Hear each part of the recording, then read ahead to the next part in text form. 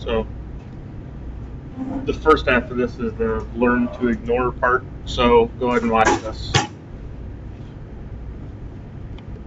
Oh, you want to?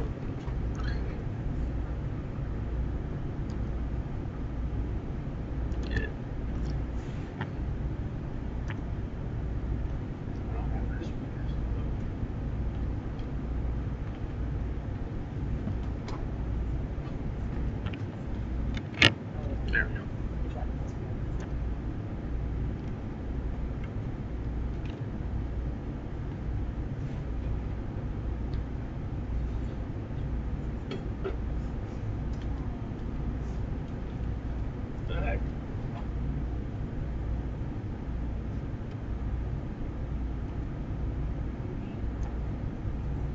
Yes, you're being recorded.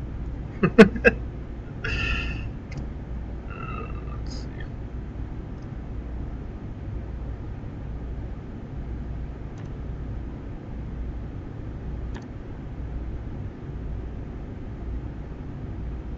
I don't know why her speaker.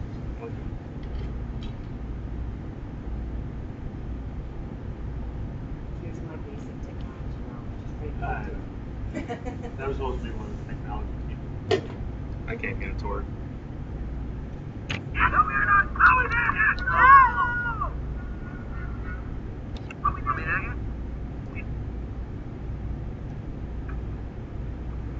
Leslie said that this is Libby's favorite movie. She could probably just talk. Yeah, I can tell you, but Yeah, everything. So the purpose of it is the idea that if, this being a mom, if you sit there and you continue to answer the "Are we there yet?" question, it continues to come. And so when you think about ignoring students, a lot of times teachers, we get into yes/no ping pong. And so I know you guys won't be able to hear this, but I was so good that some years later, the Army decided I should be on the All-American ping pong team. We were the first Americans to visit the land of China in like a million years, something like that. Somebody said world peace is in our hands, but all I did was play ping pong. So by playing ping pong with a student, you're not actually going to get world peace. You actually are distracting away from what the other 25 students should be able to do. So the two scenarios that they kind of give us: a student is upset because she or he does not like an assignment you've given.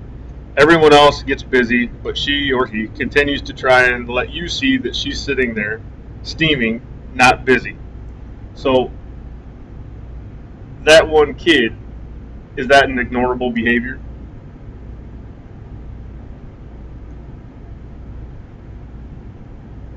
How about when you compare it to the other one?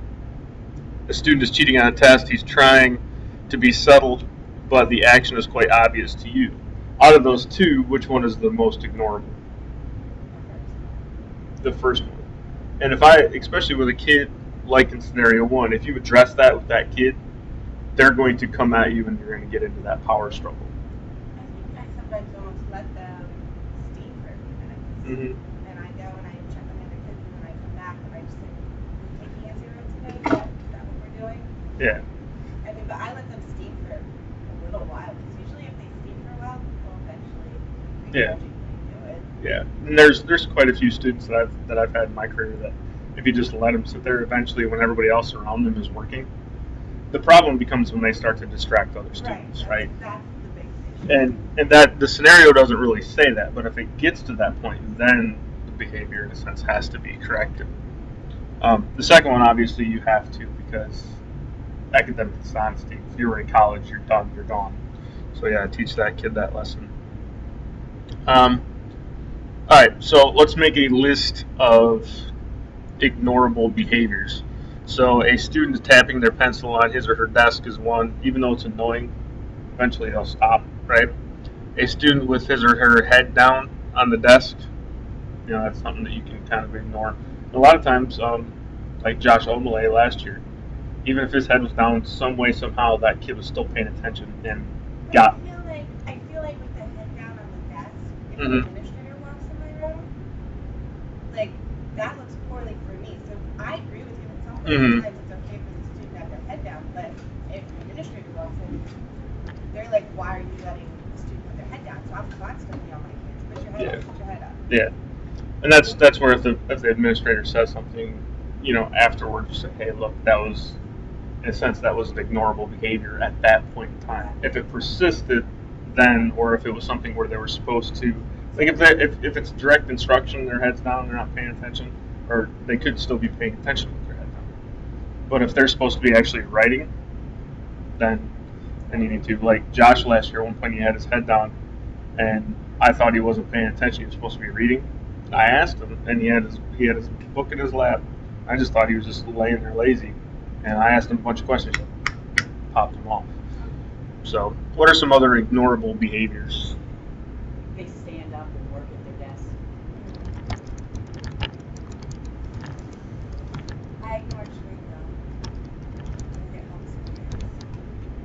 And actually, there's if you look at some brain research, the minor calories that they get from that actually help feed the brain, and actually some students do better with chewing gum, as long as they put it underneath the desk.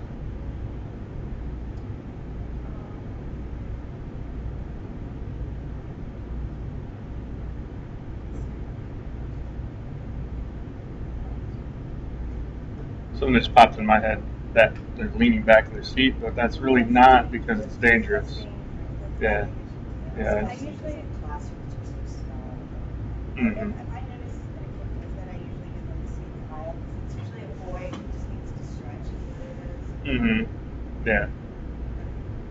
It makes me nervous. Yeah, I don't like that either.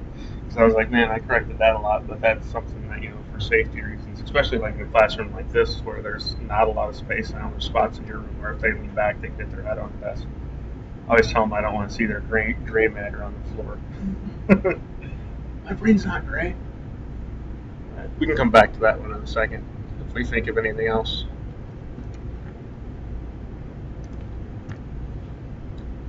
All right, what are some other things that should not be ignored? I said chronic tardiness by a student hurting another student. Disrespect. Verbal disrespect. To peers.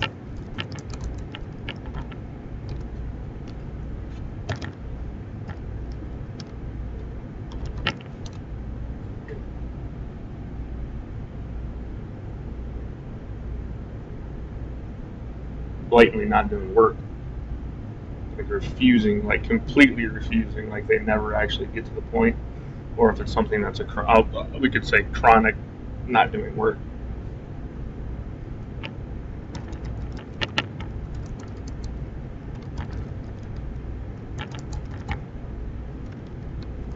You guys cut, right?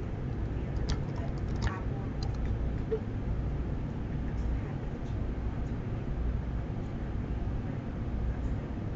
Yeah, I time and place.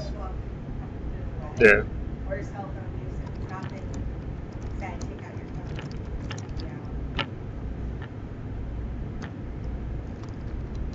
I'm a stickler on passing gifts too. yeah. I have a collection. Yeah, so those are a couple of the different things that you should not ignore, and there's more. So some of the benefits of ignoring. This gives you, the teacher, the chance to calm down, because a lot of times, like if you watch the YouTube video about the biggest mistake that teachers make is that we let kids see us get emotional, and that they've pushed our buttons. And when we do that, we're allowing, in a sense, the kids to win, because there are certain kids. Kyrie Walker, as an example, he wanted to see if he could push your buttons, and when he did, you could see him almost like light up because he achieved what he wanted to achieve. And so by ignoring certain behaviors, like certain things that students do, it gives you a chance to kind of calm down. It also guarantees that you don't add fuel to the fire. You don't, in a sense, give in or take the bait, so to speak. So any other benefits of ignoring? How about continued instruction?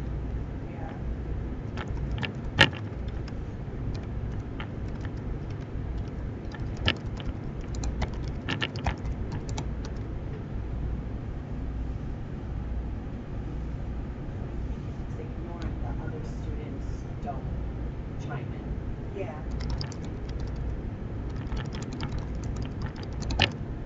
And I've even had students, when somebody's doing something that I'm ignoring, I will ignore it to the point that other students will look at them and be like, Mhm. "Wrong."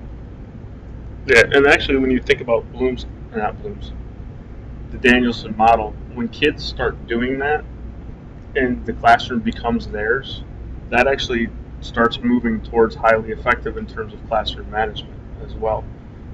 Because you think about every piece of Danielson except for, well, I guess domain 1 or 2 and 3, those are both where the students take ownership of everything within the classroom. And so if they're even taking ownership of classroom management, I mean, to a point, they can't like sit there and get after each other. I was gonna say too though, the behaviors that, like when you said tapping the pencils with them, sometimes that actually is really loud, and I'm trying to get them to learn another language. Mhm. So like, say you're tapping a pencil, I'm not going to stop what I'm doing. I'm gonna say repito por favor. I'm gonna go like this and then move on. I Yeah. haven't even say anything. I just grab Yeah. the pencil and set it down. So I think like it's almost like ignoring it, but at the Mhm. same time, like sometimes you do have to address Yeah. these things. And what you're describing there is a very effective technique. And even something as simple as the hand on the shoulder, if you know the kid. Right. Like there are certain, for example, BLS kids that if you did that, that's one of their triggers. Right. So that comes down to knowing your students, and that goes back to domain 1 of Danielson. You know the kids that you can touch. You know the kids that you can just give. In the flip version of this, I said, too much teacher evil eye. Some kids, you know that if I just do that, they know, they stop. So in a sense, that's still ignoring. Like last week when we looked at that video, remember I said I wondered why she was doing this, and I figured it out. She was actually, if during direct instruction when she did that to the students, that meant that they needed to sit up in a sense like you were here when you guys were at PBIS school. That slant mentality, in a sense, that's what it was doing. So it was kind of cool to see, try and figure that out throughout the course of it.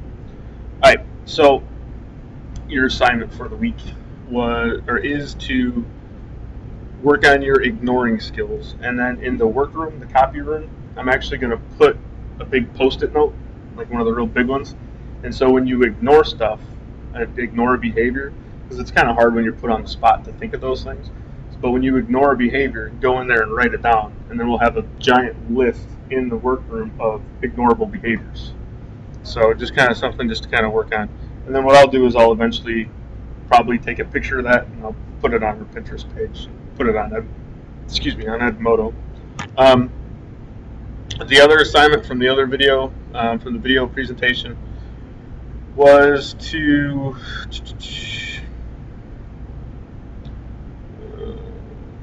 this week. I'm asking each of you to document 2 ways that you dealt with a student's misbehavior without letting them know that they upset you. And even that ignoring kind of goes to that. That's why I kind of tied these 2 together. That if you're ignoring the behavior, in a sense, sometimes that kid tapping the pencil, all they're doing is they just want attention for a number of different reasons. They don't get it at home, they're bored, anything. So make sure that you get that. And then, of course, my shameless plug for all of that stuff. This is on Edmodo, right? Is that where you want us to post it? We can do it on Edmodo. I'll put a thread on there. I also refresh this. If you haven't watched this, do it. This is actually the first half of the lesson, and what it's doing is it's actually compiling everybody's answers to the questions for the first half of it. And what I'll do is I'll actually put a discussion thread at the bottom of this, but I'll link it to Edmodo where you can click it right from Edmodo and be able to see it. So. I'm just having a difficult time managing everything. Mm-hmm. My school's Edmodo